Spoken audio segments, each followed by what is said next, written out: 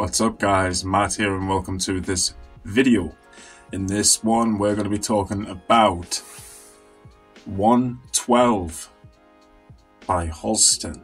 Now if you guys saw my previous video on Z14, which was pretty much the most popular, I would say, from, well, not the most popular fragrance from Halston, but certainly the most popular in terms of that release and this release. Now I'm not 100% sure about how this fragrance was released. You guys will have to let me know if there's somebody out there who knows the history and whatnot. I've tried to look it up but I can't find any information.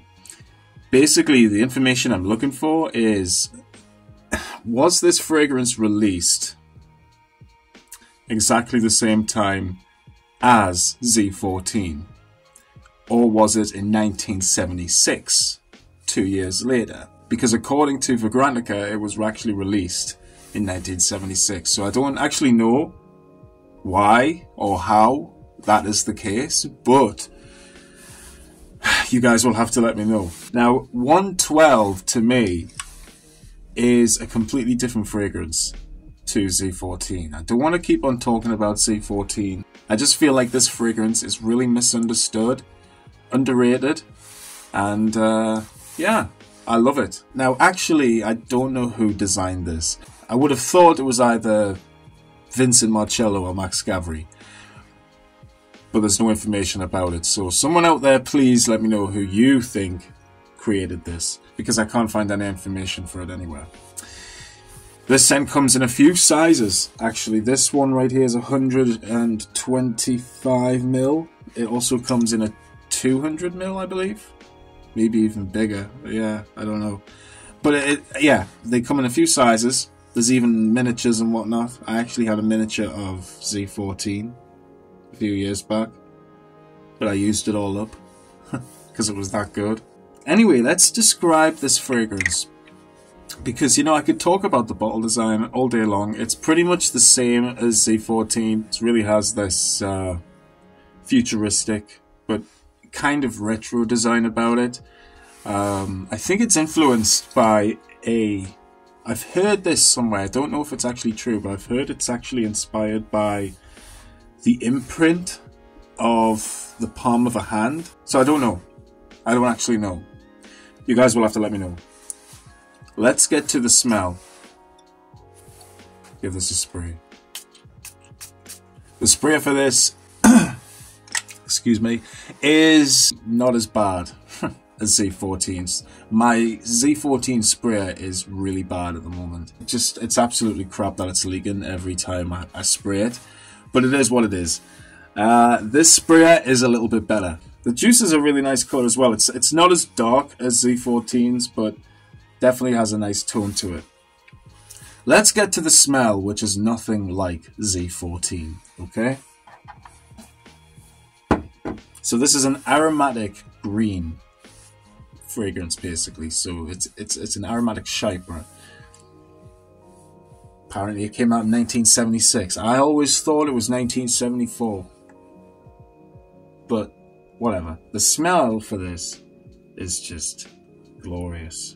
Absolutely beautiful. It's on card, you know what I mean? So on skin it's just even better. But on card I'm smelling it from, it's almost like a different dimension, you know? I'm getting notes coming through on the card that I actually wouldn't get on my skin. So it's really interesting. For me anyway.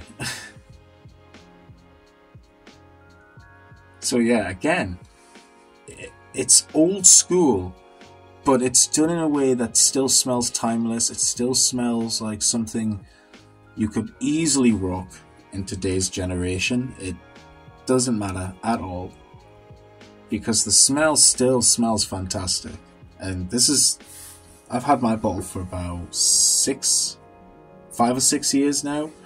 I've got maybe about 70%, maybe 75% of the juice left. So it's not too bad, really.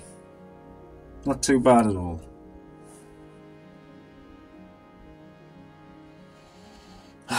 just smells so good. It's definitely green. Definitely green. So there's a lot of galbanum here. I don't really get a citrus element to this at all. So that's not really something to be worth talking about. It's all about galbanum. And galbanum, to me, I've tried different types of galbanum, and in different perfumes, it's certainly different the way that it can come across. And in this, it's absolutely beautiful. However, galbanum isn't really featured a lot in new fragrances. I mean, there's probably a few. Don't get me wrong, a fair few, but it was really heavily used in the 70s.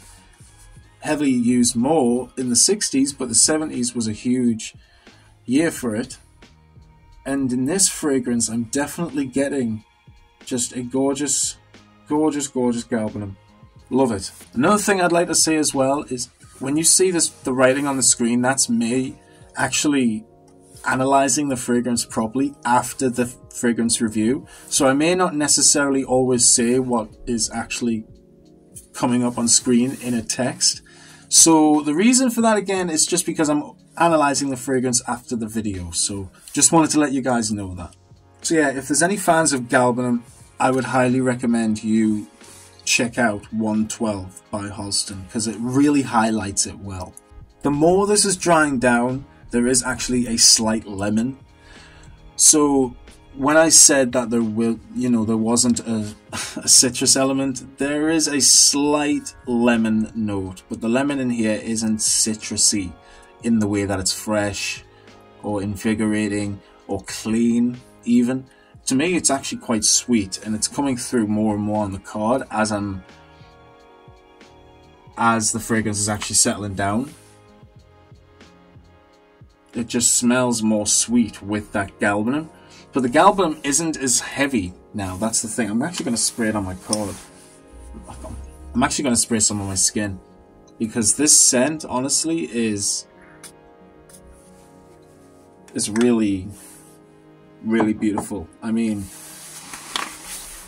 it almost smells like a more grown-up version to Z14, and that sounds crazy because Z14 is a pretty old school masculine scent.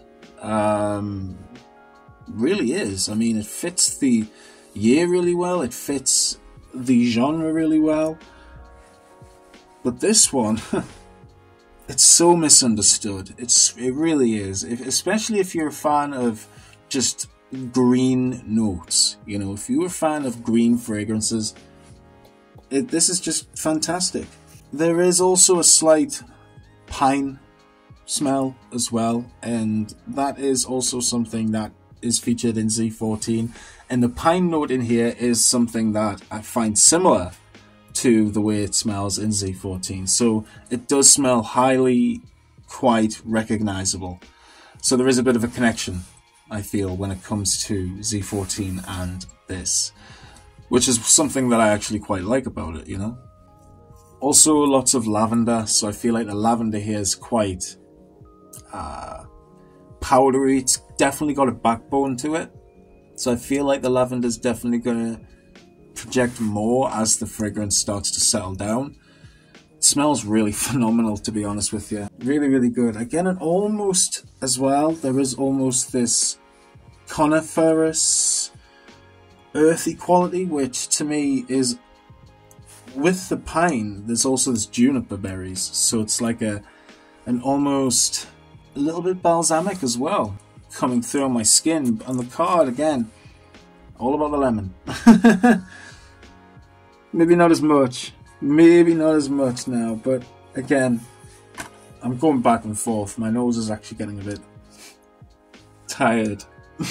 Now, the fragrance right now is literally drying down mossy. The quintessential mossy, but it smells quite high quality in the way that it's been done here. It doesn't hit me in the face. It's quite gentle, to be fair. Very gentle. To a degree, a woman could wear this. Because the galbanum here actually reminds me of a lot of the older perfumes that were released in the 70s and 80s. So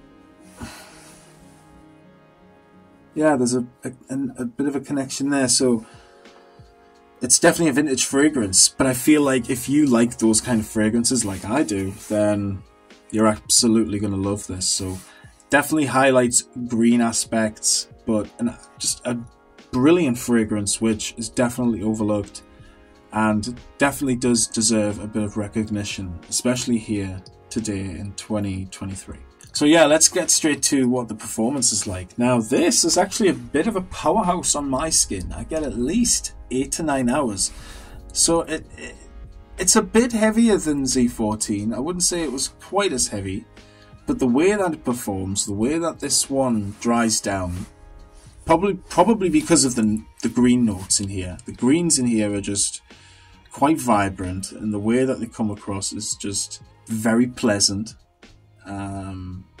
Very natural in some ways. I would say the pine, the lavender in here is actually quite realistic. So again, it's been reformulated many times over the years, just like Z14. I mean, this bottle I've got right here is made by Elizabeth Arden Fragrances, so it's not like EA are necessarily a bad house. They do manufacture a lot of other companies, and at the time, I don't know if they still do make Halston fragrances, but at the time when I got this, they did.